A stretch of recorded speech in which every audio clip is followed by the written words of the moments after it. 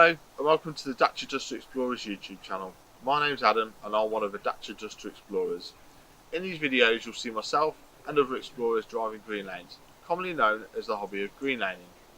Some of these lanes can be easy, some can be incredibly difficult if not dangerous, but all offer a beautiful feeling of escapism.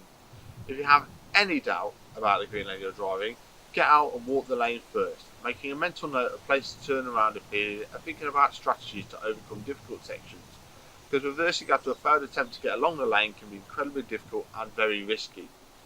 We abide by the Green Lane Association Glass Code of Conduct for driving these lanes and respect all others using the lanes, including horse riders and walkers, as we all have a part to play in keeping these routes open for everyone.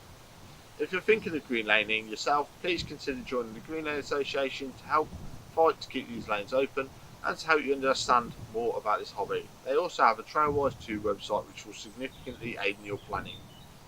Please don't forget to like and subscribe to the YouTube channel to get updates on new videos and check out our previous massive video collection. For more information head to the website www.dacia2explorers.co.uk, and finally, thanks for watching, stay safe and enjoy your trips.